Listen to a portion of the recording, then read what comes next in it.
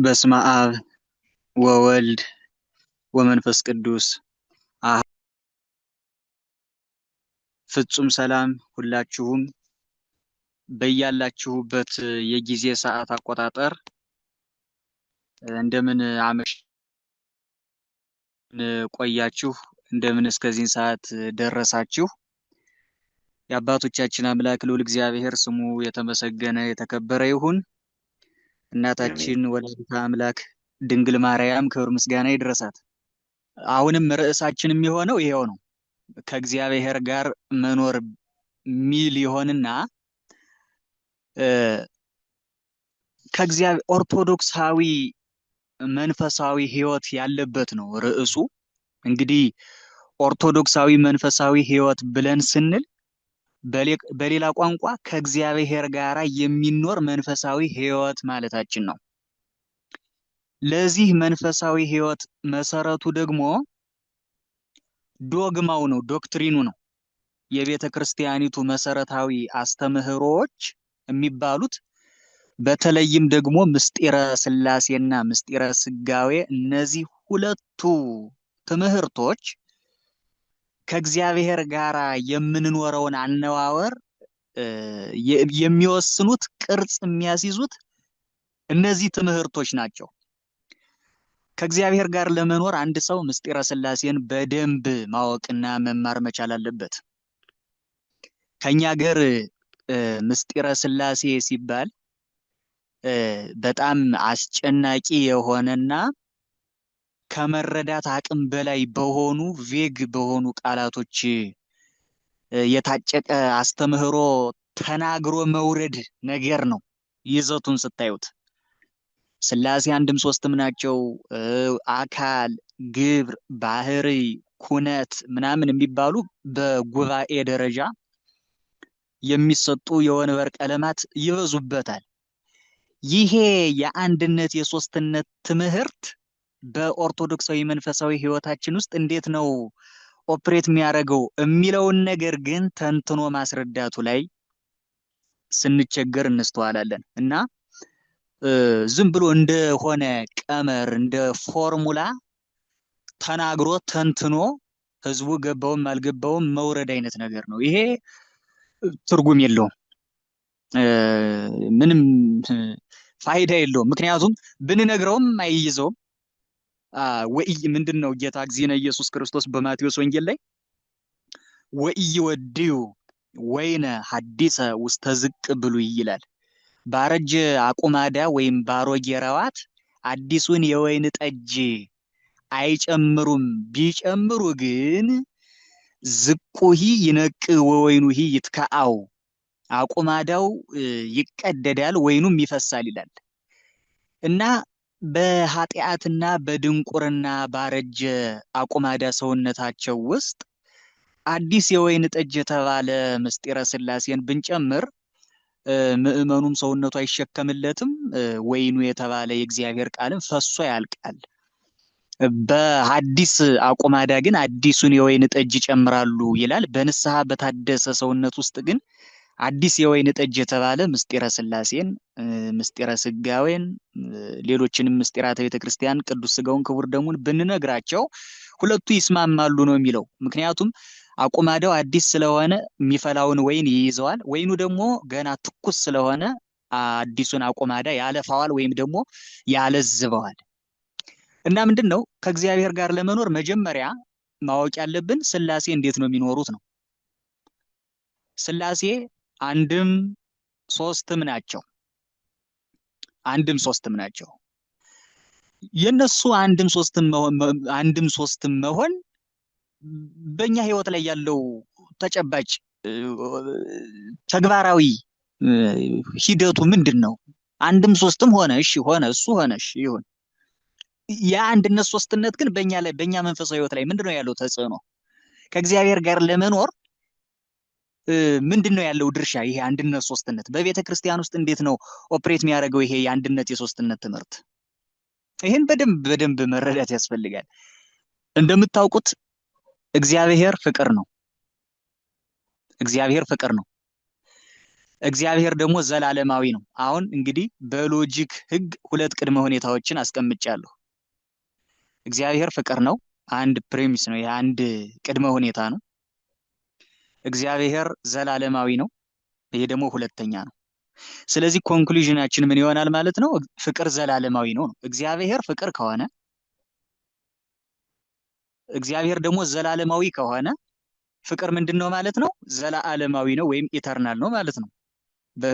በሎጂክ ቋንቋ እግዚአብሔር ፍቅር ነው፣ እግዚአብሔር ዘላለማዊ ነው። ስለዚህ ፍቅር ዘላለማዊ ነው፣ ኢተርናል ነው። እግዚአብሔርን ፍቅር ያልነው ራሱ ለምንድን ነው? እንዴት ዘላለማዊ ፍቅር ሊሆን ቻለ የሚል ጥያቄ ስናነሳ መልሱ የሚሆነው አንድም ሶስትም ስለሆነ ነው ነው። አንድም ሶስትም መሆኑ እንደዚህ አስብሎታል። ምክንያቱም ፍቅር በባህሪው ግንኙነታዊ ነው፣ ሪሌሽናል ነው። ከሱ ውጪ ያሉ ሌሎች አካላትን ይፈልጋል። ግንጥል በሆነ አካል ወይም በብቸኛ አካል ላይ አይገኝም። ፍቅር ፍቅር መሆኑ የሚታወቀው ወይም ፍቅር ኦፕሬት የሚያደርገው ከሱ ውጪ ካለ ሰው ጋር ባለው ሪሌሽን ወይም ግንኙነት ነው። አንድ ሰው ለብቻው ዘግቶ እየኖረ ፍቅር ነው ብለን ልንተረጉመው አንችልም። ያንን ሰው ፍቅር መሆን አለመሆኑ የሚታወቀው ያንን ሰው ከሌላ ሰው ጋር ቀላቅለ ነው፣ ከነዚያ ሰዎች ጋር በሚያደርገው ግንኙነት ነው። የሚኖረው አነዋወር ነው ፍቅር ነው አይደለም የሚለውን ነገር የሚወስነው። እግዚአብሔርንም ፍቅር ያሰኘው አንድ አካል ብቻ አለመሆኑ ነው። በባህሪው አንድ ሲሆን ግን ሶስት የተለያየ ነው፣ በአካል ደግሞ ማለት ነው። ስለዚህ ይሄ ሶስት አካል፣ ይሄ የተለያየ አካል እርስ በርሱ ያለው ግንኙነት አለ። አብ ከወልድ ከመንፈስ ቅዱስ ጋራ ያለው ግንኙነት አለ። ወልድ ከአብና ከመንፈስ ቅዱስ ጋራ ያለው ግንኙነት አለ። መንፈስ ቅዱስ ከአብና ከወልድ ጋር ያለው ግንኙነት አለ። ይሄ ግንኙነት ምንድነው ካላችሁኝ ፍቅር ይባላል። እስመ አብ ያፈቅር ወልዶ ወኩሎ ያርአዮ ይላል ጌታ። አብ ልጁን ወልድን ይወደዋል፣ ሁሉንም ያሳየዋል ይላል። አብ ልጁን ወልድን ይወደዋል፣ ደጋግሞታል። አብ በዮርዳኖስም ጌታ ሲጠመቅ ማቴዎስ 3 ላይ ዝንቱ ውእቱ ወልድ ዘአፈቅር ሲል ነው ያገኘ ነው። የምወደው ልጄ ይህ ነው ሲል ነው ያገኘ ነው። በደብረ ታቦርም ላይ ማቴዎስ 17 ላይ በተመሳሳይ ዝንቱ ውእቱ ወልድ ዘአፈቅር የምወደው ልጄ ይህ ነው ሲል ነው ያገኘ ነው። ስለዚህ አብ ብቻውን ነጠላ አካል ቢሆንና ወልድና መንፈስ ቅዱስ አብረውት በአንድ ህልውና ባይገኙ ኖሮ ዩኒ ሞዳል በሆነ ኤግዚስተንስ ውስጥ ፍቅር አይገኝምና እግዚአብሔር ፍቅር ነው ተብሎ አይተረጎምም ማለት ነው። ስለዚህ የሌሎቹ አላህ አንድ ነው ወይም እንደ አይሁዳውያኑ እግዚአብሔር አንድ አካል ብቻ ነው የሚሉት አምላካቸውን ፍቅር ነው ብለው ለመተርጎም ይቸገራሉ ማለት ነው። ምክንያቱም ፍቅር ግንጥል በሆነ ነገር ላይ አይገኝም፣ ኤግዚስት አያደርግም። ይፈልጋል ከሱ ውጪ ያለን ነገር። ከሱ ውጪ ካለ ነገር ጋር ነው ባለው ዝምድና ነው ፍቅር መሆኑ አለመሆኑ የሚወሰነው። ስለዚህ እግዚአብሔር አብ ለእግዚአብሔር ወልድና ለእግዚአብሔር መንፈስ ቅዱስ ልባቸው ነው። ያለሱ ልብነት አይለብሙም። ወልድ ደግሞ ለአብና ለመንፈስ ቅዱስ ቃላቸው ነው። ያለሱ ንባብነት ነባቢያን አይደሉም፣ አይናገሩም። መንፈስ ቅዱስ ደግሞ ለአብና ለወልድ ሕይወታቸው ነው። ያለሱ ሕይወትነት ሕያዋን አይሆኑም። ስለዚህ አንዱ ያለ አንዱ መኖር አይችልም። ፍቅር በጠባዩ ግንኙነታዊ ነውና አንዱ በአንዱ በህልውና ተገናዝቦ መኖር ነው። ልብ አድርጉ። ይህቺ የፍቅር አነዋወራቸው፣ ይህቺ አንዲት ባህሪያቸው የአካል ልዩነታቸውን ግን አታጠፋውም። ልዩነት አለ፣ ልዩነቱ ግን አንድነት ያለበት ነው። ስለዚህ መንፈሳዊ ሕይወትም ሲባል ልክ እንደ ሥላሴ አንድም ሶስትም ሆኖ መኖር ነው። ሥላሴ አንዱ ያለ አንዱ መኖር እንዳይችሉ፣ ሕያዋን እንዳይሆኑ፣ ነባቢያን ለባውያን እንዳይሆኑ፣ ካህን ያለ ምእመን ካህን ሊሆን አይችልም። ምእመናንም ያለ ካህናት ምእመን ሊሆኑ አይችሉም። ካህን በሌለበት ክህነት በሌለበት ልጅነት የለም። ልጅነት በሌለበት ምእመንነት የለም። ምእመናን በሌሉበት ደግሞ ካህን ተብሎ በምእመናን ላይ መሾም የለም። አንዱ ያለ አንዱ መኖር አይችልም። አንዱ ያለ አንዱ አይሆንም። አንዱ ለአንዱ የግድ ያስፈልገዋል። ቅዱስ ቆጵርያኖስ በዚህ በኦን ዘ ዩኒቲ ኦፍ ዘ ቸርች ወይም ስለ ቤተ ክርስቲያን አንድነት በደረሰው ድርሳን ላይ የሚያስደንቅ ቃል ይናገራል። ቤተ ክርስቲያን እናቱ ያልሆነችለት እግዚአብሔር አባቱ አይሆነውም ይላል። እንግዲህ ከእግዚአብሔር ጋር የምንኖረው ህብረታዊ ህልውና በቤተ ክርስቲያን በኩል በህብረቱ በዩኒየኑ በኩል የሚገኝ ነው ማለት ነው። እና ይህቺ ቤተ ክርስቲያን እንደ ሥላሴ አንድም ሶስትም ናት። አንድነቷ በጥምቀት ሁላችንም ከአንድ ማኅፀነ ጥምቀት ስለተወለድን፣ አንድነቷ በስጋ ወደሙ ሁላችንም የምንበላው አንዱን የክርስቶስን ቅዱስ ስጋ ክቡር ደም ስለሆነ በመንፈስም በስጋም አንድ ነን። ልዩነትም ያለባት ናት። ከተለያየ ነገድ ይመጣል፣ ከተለያየ ቋንቋ ይመጣል፣ አጨፈልቅበትም። እንደ ባህሉ፣ እንደ ቋንቋው፣ እንደ ወጉ እግዚአብሔርን ያመልካል። ቤተክርስቲያን ጨፍላቂ አይደለችም። እንደ እስላም በአንድ ቋንቋና ባህል ተጽዕኖ ስር የወደቀ ሊተርጂ የለንም። ታውቃላችሁ፣ ባገኘነው ቋንቋ እንቀድሳለን። ከዋናው ትራዲሽን እስካልተጋጨና እስካልተጻረረ ድረስም ደግሞ የሰውን ሁሉ ባህል ታከብራለች ቤተክርስቲያን። ጨፍላቂ አይደለችም። እና ስለዚህ ከእግዚአብሔር ጋር መኖር ማለት ይሄው ነው። ይሄው ነው። ከእግዚአብሔር ጋር መኖር ማለት ከባልንጀራህ ጋር መኖር ስትጀምር ነው እግዚአብሔር ባንተ ውስጥ የሚኖረው። አሁን በጣም ትልቅ የተጎዳነው ነገር አለ። ምንድነው መሰላችሁ? ራስ ተኮር። ይሄ ፋዘር ካሊስቶስ ዌር የሚባሉ አባት አሉ። ሰልፍ ላቭ ኢዝ ዘ ኒጌሽን ኦፍ ላቭ ይላሉ። ሰልፍ ላቭ ኢዝ ዘ ኒጌሽን ኦፍ ላቭ፣ የፍቅር ተቃራኒው ራስን ማፍቀር ነው ይላሉ። ሰው ራሱን ከወደደ ከፍቅር በተቃራኒ ነው ኦፕሬት እያደረገ ያለው። ራስን ማፍቀር ሲኦል ነው። ራስን ማፍቀር ገሃነም ነው። ሼክስፒር በአንድ ግጥሙ ላይ እንደዚያ ብሏል። እኔ ሲኦል ነኝ ማለት እኔ ራሴ ለራሴ ሲኦል ነኝ፣ ገነትን ግን በጓደኛዬ ውስጥ አየዋለሁ ይላል። እንደ ራስ ያለ ሲኦል የለም። ይህ ዓመት በተቻለ መጠን ከራስ ወዳድነት ሲኦል፣ ከራስ ወዳድነት ግብጽ ወጥተን ወደ ባልንጀራን መውደድ፣ ለባልንጀራ መኖር ወደሚባል ከነአን የምንወጣበት ዓመት መሆኑ እንዲሆን ይጠበቅብናል። እና ራሱን በሚወድ ሰው ልብ ውስጥ መንፈስ ቅዱስ አያድርም። ራሱን የሚወድ ሰው በሲኦል ውስጥ ያለ ነው። ታውቃላችሁ፣ እግዚአብሔር ይሄን ዓለም ከመውደዱ የተነሳ አንድያ ልጁን ነው አሳልፎ የሰጠ። አሁን ልብ በሉ እናንተ ለምትወዱት ሰው የመጨረሻ ማክሲመም ምንድነው ልታረጉለት የምትችሉት? በጣም የምትወዱት ሰው ከሆነ ትሞቱለታላችሁ። ከዛ ውጪ ግን ልጅህን ግን ተላልፎ እንዲሰጥለት አታረግም። ይሄ የወለዳችሁ ታውቁታላችሁ አይደለ? ራስህን አሳልፈ ልትሰጥ ትችላለህ። ልጅህን መስጠት ግን ጭንቅ ነው። እግዚአብሔር ግን ርዩ መጠን አፍቀረና ይላል ሊቁ። ምን ያህል እንደወደደን ተመልከቱ ይላል። ራስን አሳልፎ መስጠት እኮ ቀላል ነው። እሱ ግን ተቀዳሚ ተከታይ የሌለው አንድያ ልጁን ነው የሰጠው ለዓለም። በጣም የወደውን ልጁን፣ ለዚያውም በወረተኛ ፍቅር አይደለም፣ በኢተርናል ላቭ፣ በዘላለማዊ ፍቅር፣ በኦንቶሎጂካል ላቭ፣ በአካላዊ ፍቅር የሚወደውን ልጁን ነው አሳልፎ የሰጠ። እና ሰው የእግዚአብሔር ማደሪያ የሚሆን ራሱን ሲክድ ነው። ከእግዚአብሔር ጋር መኖር የሚቻለው ራስን በመካድ ነው። ዘረከባ ለነፍሱ ለይግድፋ ወዘሰ ገደፋ ለነፍሱ ይረክባ ነው ያለ ጌታ። ነፍሱን ራሱን ሊያድናት የሚወድ ይጣላት፣ ራሱን ስለኔ የጣለም ያገኛታል ነው የሚለው። እግዚአብሔርን ለማግኘት ራስን መጣል ያስፈልጋል። ራስን መጣል ሲባል እኛ ሀገር የሚተረጎምበት አተረጓጎም ሪዳክት የሆነ ነው፣ ህጹጽ ነው። ራስን መጣል ሲባል ቆሻሻ ልብስ መልበስ እንዲሁ ዝም ብሎ እንትን ማለት አይደል። ራስን መጣል እንደዛ አይደለም።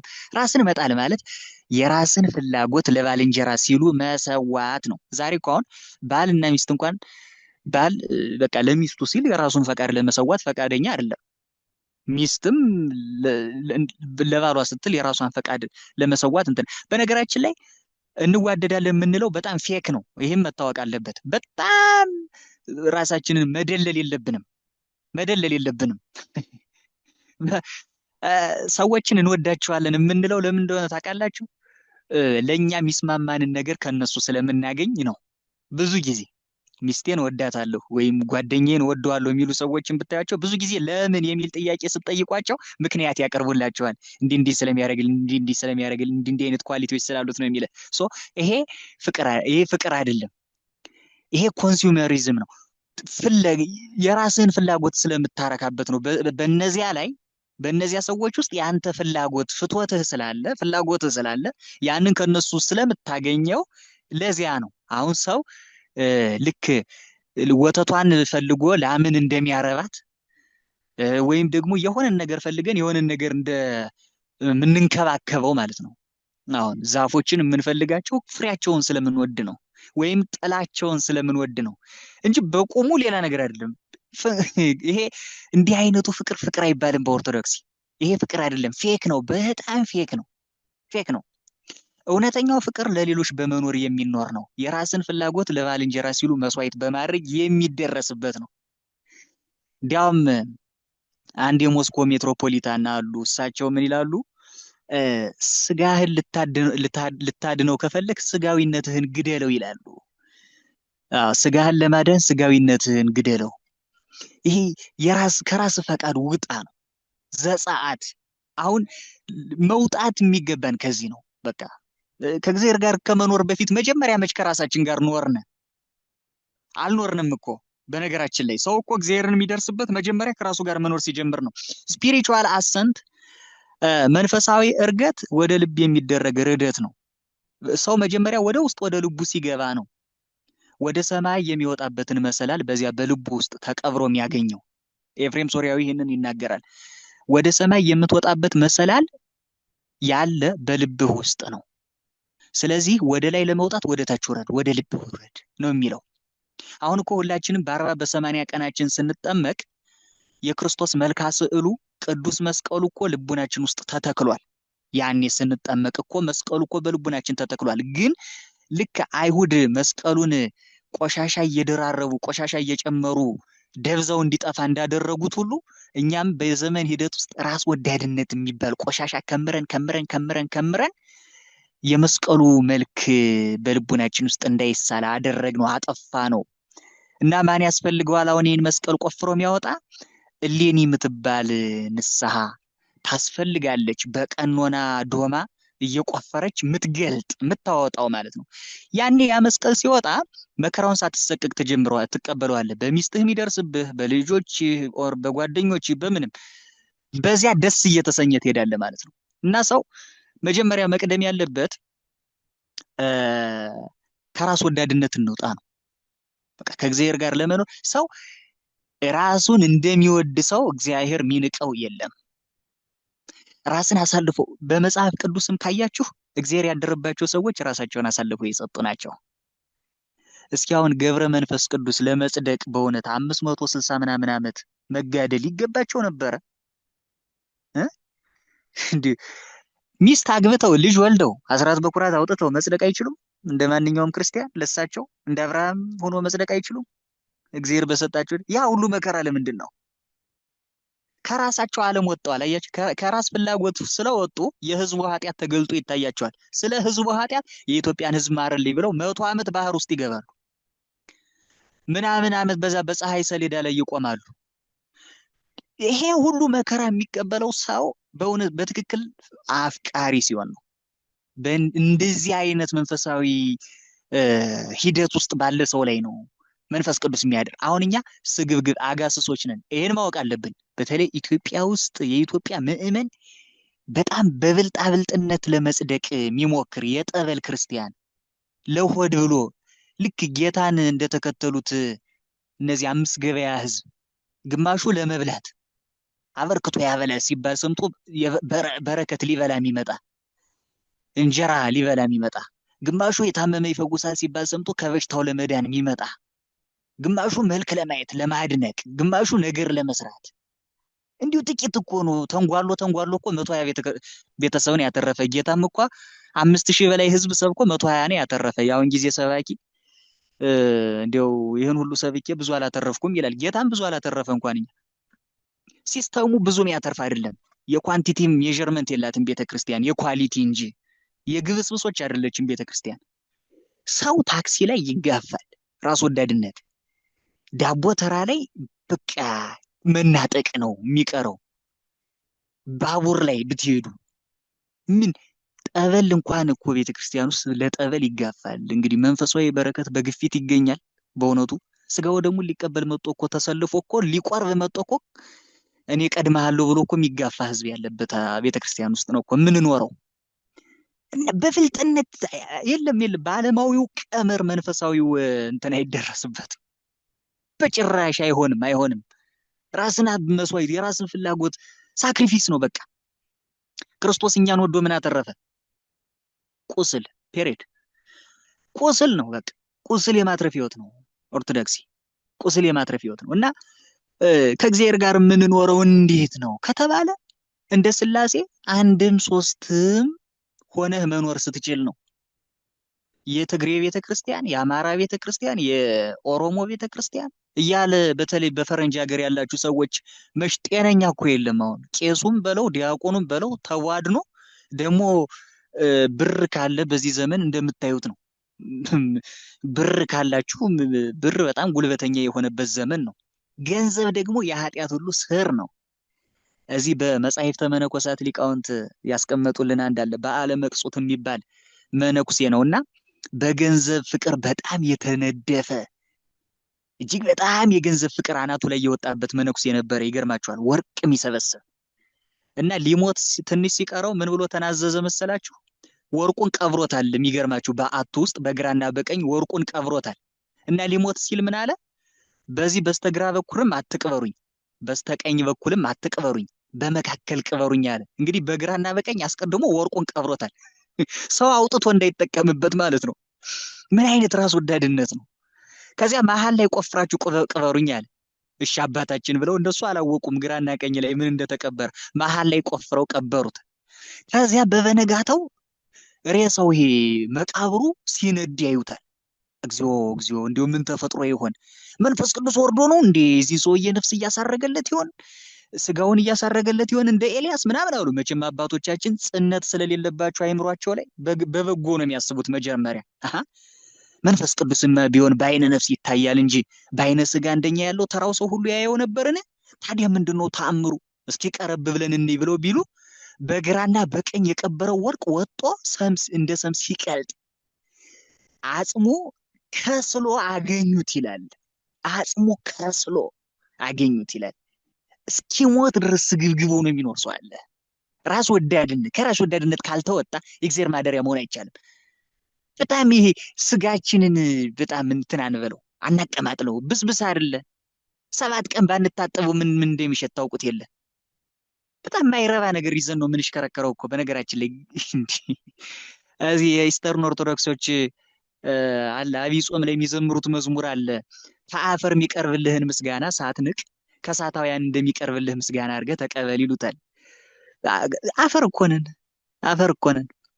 እሱ አክብሮን ነው እንጂ እኮ ምንም በዚህ በመጽሐፈ ፈላስፋም የተማርነው አለ። በጳውሎስ መልእክት ላይ አንዱ ሰውዬ በፈላስፋ ነውና ሲፈላሰፍ ዕፀ ሕይወትን አገኛት ይላል። ዕፀ ሕይወትን አገኘና የሚገርማችሁ ነገር ዕፀ ሕይወት ደግሞ ታውቃላችሁ ዕውቀት ትገልጣለች፣ ከብሌት ታድሳለች። እንደዛ አይነት ዕፅ ነች። እና ዕፀ ሕይወትን ሲያገኛት እንግዲህ ለሱ የሚበቃውን ያህል ቆርጦ መውሰድ እኮ ይችላል አይደለ? እሱን ለሱ የሚበቃውን ያህል ቆርጦ ሌላውን ደግሞ እጿን ሌላው ሰው እንዲጠቀምባት መተው ነው እኮ አይደለ እንዴ? እሱ ግን ምን አደረገ? ሌላው ቆርጦ እንዳይጠቀምባት ብሎ ለራሱ አስቀረና ነቅሎ ውሃ በእንስራ ሞልቶ እንዳትደርቅበት እንስራው ውስጥ አድርጎ ይዟት ይሄዳል ማለት ነው። እግዚአብሔር ምቀኝነት ራስ ወዳድነትን አይወድምና መልአከ እግዚአብሔርን ሄድና እንስራውን በበትርህ ምታዋሉ ይላል። መልአከ እግዚአብሔር መጥቶ እንስራዋን በበትሩ ነካ ሲያረጋት ተሰነጠቀች እንስራዋ። ያን ጊዜ ውሃው በሰውነቱ ግማሽ አካል ላይ ፈሰሰ። ግማሽ አካሉን አራሰው ውሃው ማለት ነው። ዕፀ ሕይወት የተነከረው ውሃ ደግሞ ስጋን እንዳይፈርስ የሚያደርግ ነው። እና የሚገርማችሁ ግማሽ አካሉን ብቻ ነው ውሃው የነካው። ቅጠሉ የተዘፈዘፈበት ውሃ የነካው ግማሽ አካሉን ነው። ግማሽ አካሉ እንትን እና እድሜው አርጅቶ ሲሞት ገሚሱ አካሉ በሰበሰ፣ ግማሹ ግን በዕፀ ሕይወት የተነከረው ውሃ ስለፈሰሰበት ሳይበሰብስ ቀረ። ሬሳ ሲጎትት ኖሯል ይላል እድሜ ልኩን። እግዚአብሔር ምቀኝነት አይወድም። እግዚአብሔር ምቀኛ አይወድም፣ ስግብግቦችን አይወድም። እና ከራስ ወዳድነት መውጣት፣ እንደ ሥላሴ አንድም ሶስትም ሆኖ መኖር።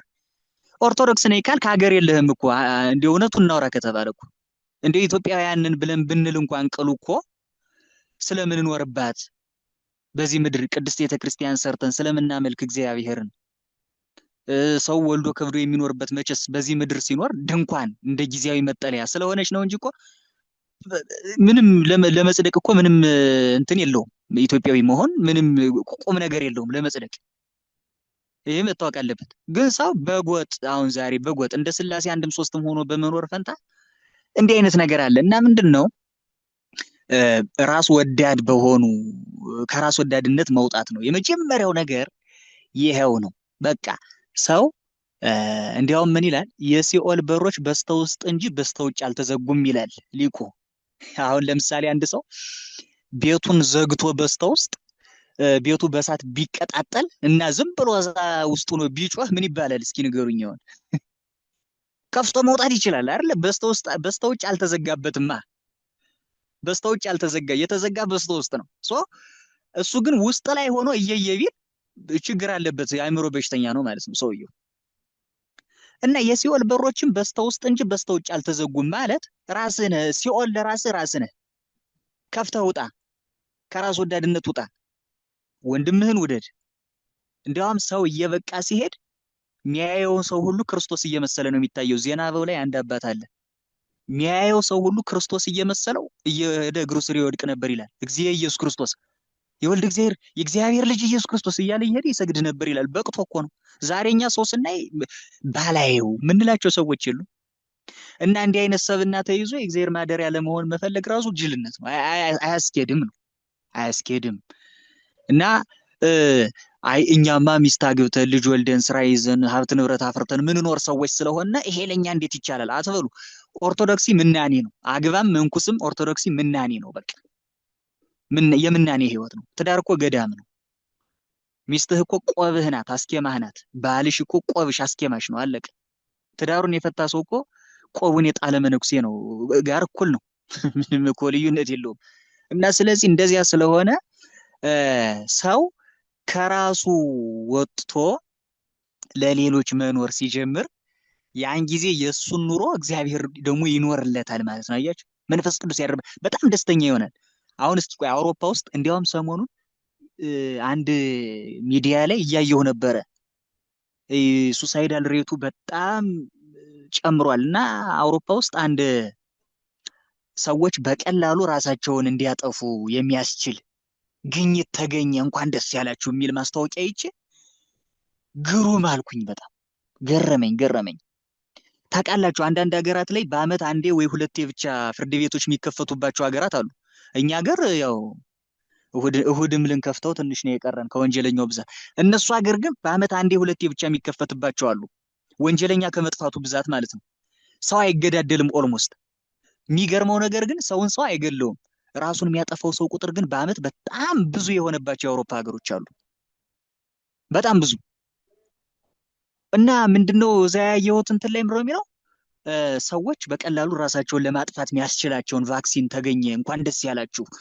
እና ያንን ተጠቅመው በአመት ወደ 1300 ሰዎች ምናምን ሱሳይድ አድርገዋል ራሳቸውን እና ምናምን የሚል ማስታወቂያ።